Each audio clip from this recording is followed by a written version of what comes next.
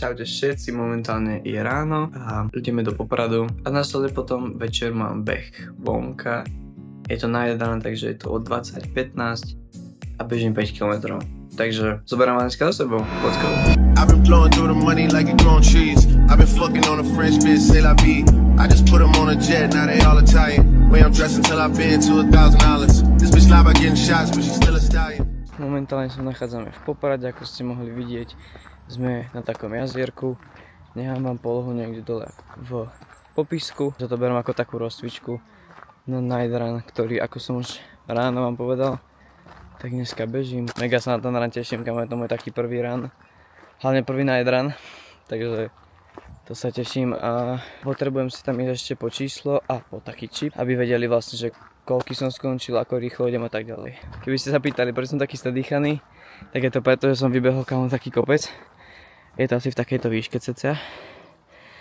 Jo, takže tak je to inak mega pekne.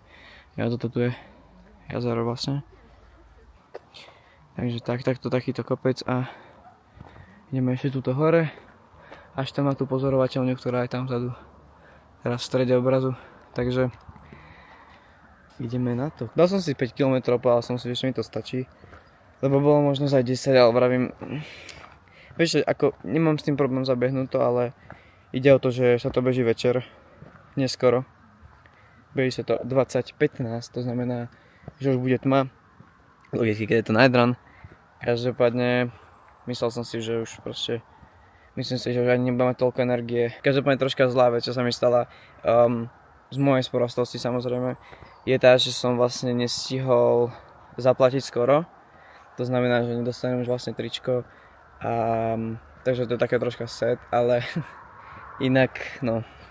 Za tú cenu, ktorú som zaplatil, mám iba štartovnú vlastne, takže unlucky, tričko nebudem mať, ale pre vás, čo náhodou ešte ste neboli a chcete ísť na takýto night run, tak vám odporúčam fakt sa prihlásiť a hlavne zaplatiť to v dátum ten, ktorý tam oni píšu, keďže potom už fakt to tričko nedostanete. Ak vám to dáva zmysel, hej, keď si zoberete, že sa vám tam prihlási 500 ľudí a z toho príde iba 200, chápeš, že proste 300 tričiek zbytočných, takže to absolútne chápem, je to moja blbosť. A bohužiaľ, som hlavne zvedavý, že či tá trať fakt bude mať 5 km podľa mojich hodiniek alebo nie, lebo som si kúpil pred asi mesiacom Garmin Watche. Kto nepozná značku Garmin, to je jedna asi z najlepších značiek hodiniek na beh. Samozrejme kúpil som si tie najlacnejšie, Forerunner 77 mám pocit sa volajú, alebo 55, neviem, vyzerajú takto. Sú to celkom fajn hodinky, jo. Máte tam vlastne aj virtuálneho online coacha, ktorý vám vlastne naplánuje tréning podľa toho, koľko máte kíl, koľko meriate a tak ďalej. Takže je to celkom akože fajn, ale moc to nevyužívam úprimne. No nič. Myslím si, že vám ukážem výhľad. Ale musíte mi dať ešte sekundu, lebo sa tam blížim. Každopádne zatiaľ, že to vyzerá takto. Jo? Tuto môžete troška vidieť sneak peek na jazero.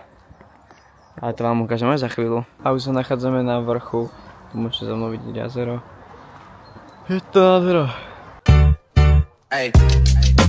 Staring at your dress cause it's see-through. Talking that shit that you done been through. Say that you a girl, me too. Hey, girls want girls where I'm from.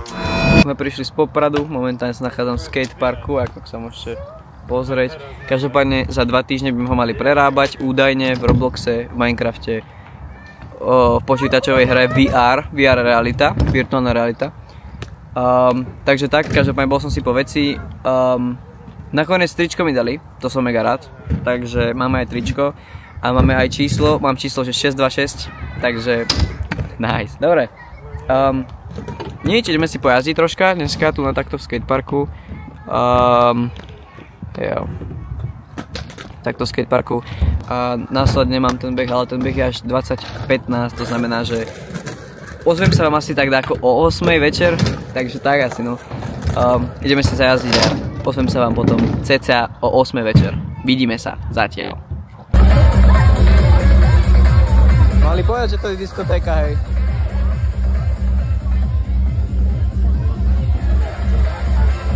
po tejto extrémnej rozcvičke sme sa vrhli už na to, takže tu nás som stal na štarte a ideme na to. Akorát som to dobehol, takže let's go.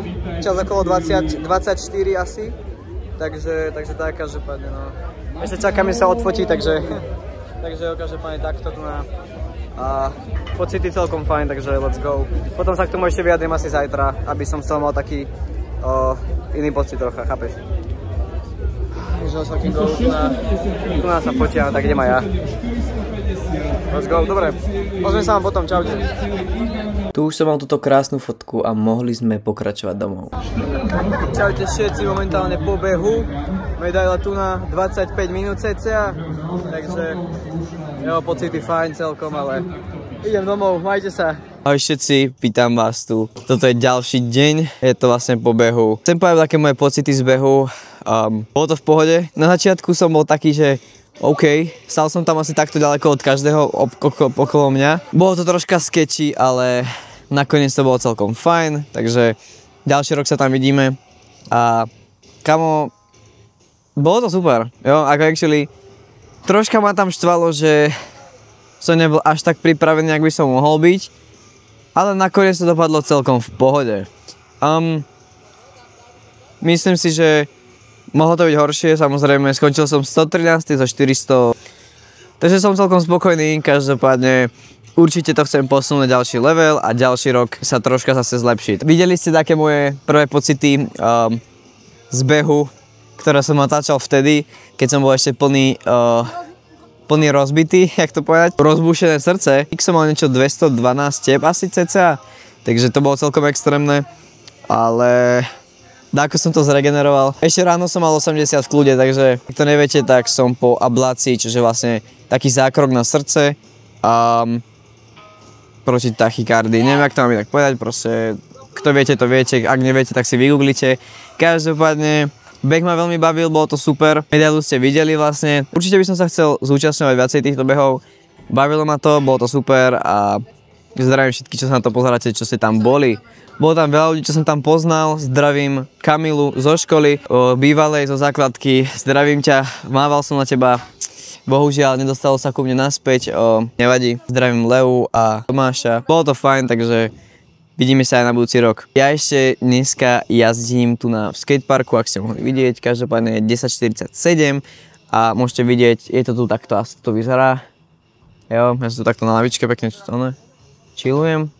Každopádne skatepark by sa mal prerábať za 2 týždne, takže uvidíme, či to tak aj bude. Mal sa prerábať asi že pred pol rokom. Nie vždy to vyjde, ja to chápem, len už by ste mohli dať také ako novšie info, chápeš, že čo sa deje, alebo prečo sa to nechápeš. Proste troška ma to štve, že za 500 000 skatepark je akože dosť peňazí, hej, neviem, ako bolo by fajn, keby to bolo už rýchlejšie. Rátal som s tým, že to bude chvíľku trvať, každopádne myslel som, že to bude troška menej, troška rýchlejšie urobiť, ale okej. Takže toto sú moje pocity z behu, som za to veľmi rád, že som šiel a určite sa chcem angažovať v ďalších takýchto behoch.